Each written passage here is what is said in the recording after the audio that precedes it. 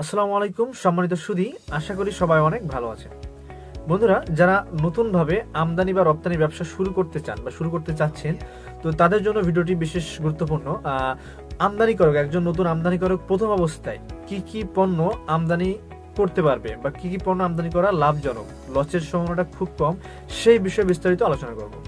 আর হ্যাঁ বন্ধুরা, আপনি যদি আমার চ্যানেলের নতুন দর্শক হয়ে থাকেন তাহলে কাইন্ডলি সাবস্ক্রাইব করে বেল আইকনটি অল করে সাথে থাকবেন। বন্ধুরা, নতুন অবস্থায় আমদানি করে ব্যবসা শুরু করার জন্য এমন কিছু পণ্য আছে যে পণ্যগুলোতে হয়তো লাভের পরিমাণটা খুব বেশি না হলেও আপনার লসের সম্ভাবনা একবারেই কম থাকে। সো প্রথম অবস্থায় যারা অনেক কিছু জানে না, বোঝে না, তাদের জন্য প্রথম অবস্থায় এই পণ্যগুলো নিয়ে ব্যবসা শুরু করতে পারেন।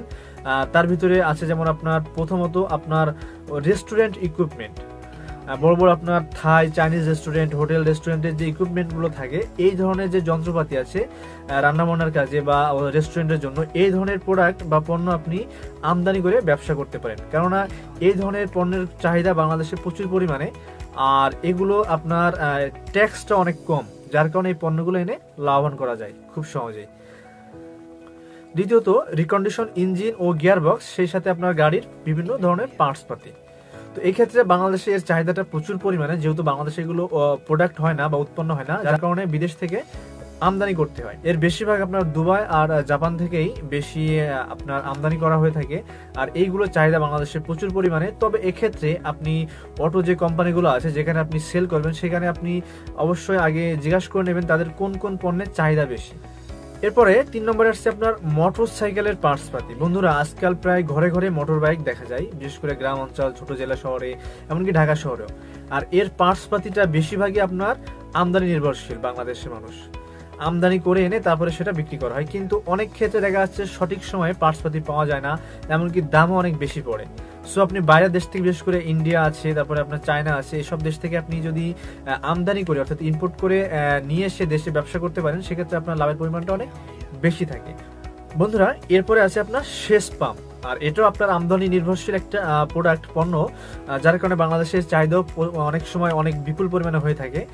আর বাংলাদেশে এর দামও অনেক বেশি। দেখা যাচ্ছে বাইরের দেশ থেকে আপনি যখন আমদানি করবেন বা কিনবেন, তখন দামটা অনেক কম পড়ে। আর এই পণ্যটা আপনি দেশে এনে আমদানি করে এনে ব্যবসা শুরু করতে পারেন, এক্ষেত্রে আপনার লাভের পরিমাণটা অনেক বেশি থাকে। 5 নম্বরে আছে আপনার U channel, V channel, T channel, H channel. এই ধরনের যে চ্যানেলগুলো আছে, এগুলো আপনার বিশেষ করে কলকারখানাতে, মিল ফ্যাক্টরিতে আপনার স্টিল স্ট্রাকচারের তৈরির কাজে আপনার এটা ব্যবহৃত হয়ে থাকে। তো এর চাহিদাটাও প্রচুর পরিমাণে। আর এগুলো আপনি যোগাযোগ করবেন অবশ্যই কেনার আগে, আপনার কোন ধরনের চ্যানেল প্রয়োজন তাদের সাথে বিভিন্ন মিল ফ্যাক্টরি কোম্পানির সাথে আপনি চুক্তি করে তাদের সাথে কথা বলে এরপরে আপনি আমদানি করলে আপনার লাভের পরিমাণটা অনেক বেশি থাকে। আর এক্ষেত্রে আপনার চাহিদাটা এত বেশি যে আপনি যখন আমদানি করবেন, আপনার পোর্টে মাল আসার পরপরই আপনার সাথে সাথে এগুলো বিক্রি হয়ে যায়। সো এই ধরনের প্রোডাক্ট এনে আপনি ব্যবসা শুরু করতে পারেন। 6 নম্বরে আছে বন্ধুরা আপনার সার্জিক্যাল আইটেম, অর্থাৎ চিকিৎসা যন্ত্রপাতি, এমনকি আপনার মেডিকেল অনেক যন্ত্রপাতি থাকে যেগুলো আপনার চায়নাতে বা বিভিন্ন দেশে অনেক কম হয়ে থাকে দাম। তো এই ধরনের আপনি প্রোডাক্ট এনে বাংলাদেশে ব্যবসা শুরু করতে পারেন আমদানি করে। এক্ষেত্রে আপনার লাভের পরিমাণটা অনেক বেশি থাকে। আর চাহিদা তো আছেই, জানেন তো বাংলাদেশে মেডিকেল ইকুইপমেন্টের অনেক চাহিদা, হিউজ পরিমাণ চাহিদা। বন্ধুরা, এরপরে 7 নম্বরে আছে আপনার ইউনিক কিছু গিফট আইটেম বা ইলেকট্রনিক গ্যাজেট। আর এইগুলো অধিকাংশ আপনার আমদানি হয়ে থাকে চায়না থেকে, কেননা চায়নার প্রতি মাসে মাসে তারা বিভিন্ন নিত্য নতুন আইটেম, ইলেকট্রনিক গ্যাজেট, তারপরে আপনার গিফট সামগ্রী, এগুলো উৎপন্ন করে, তৈরি করে থাকে।